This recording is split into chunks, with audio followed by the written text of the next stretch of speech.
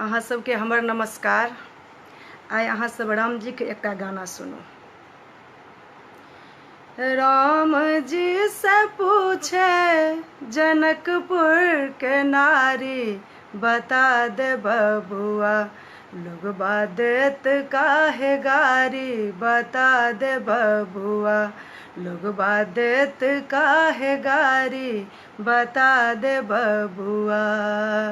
राम जी से पूछे, राम जी से पूछे जनकपुर के नारी, बता दे बबुआ लोगबा देत काहे गारी, बता दे बबुआ लोगबा देत काहे गारी, बता दे बबुआ। तोरा से पूछू मैं ओ धनुषधारी, तोरा से पूछू मैं ओ धनुषधारी, एक भाई गौर किया, एक भाई गौर किया, एक काहे कारी, बता दे बबुआ लोगबा देत काहे गारी, बता दे बबुआ लोगबा देत काहे गारी, बता दे बबुआ।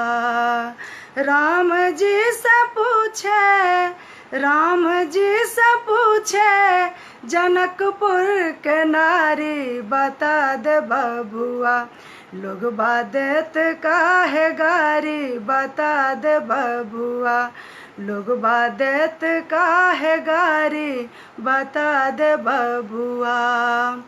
ई बूढ़ा बाबा के पकल पकल दारी, ई बूढ़ा बाबा के पकल पकल दारी, देखन में पातर, देखन में पातर, खाई भरी थारी, बता दे बबुआ लोगबा देत काहे गारी, बता दे बबुआ लोगबा देत काहे गारी, बता दे बबुआ।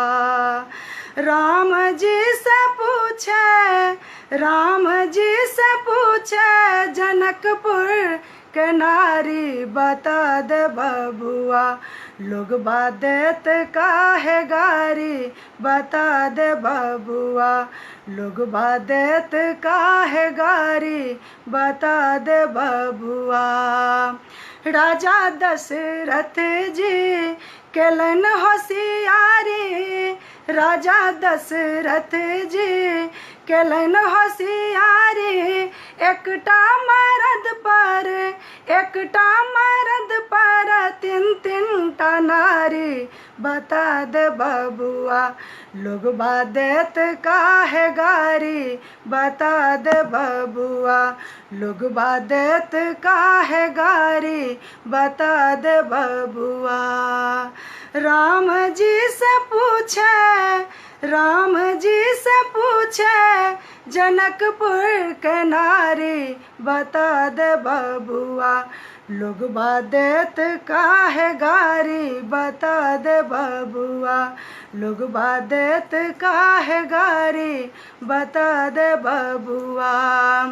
कहथिन स्नेहलता मन में बिचारी, कहथिन स्नेहलता मन में बिचारी, हम सब लगै छी पाहुन, हम सब लगै छी पाहुन, सरहज ओ सारी, बता दे बबुआ लोगबा देत काहे गारी, बता दे बबुआ लोगबा देत काहे गारी, बता दे बबुआ। राम जी से पूछे, राम जी से पूछे जनकपुर के नारी, बता दे बबुआ लोगबा देत काहे गारी, बता दे बबुआ लोगबा देत काहे गारी, बता दे बबुआ। धन्यवाद।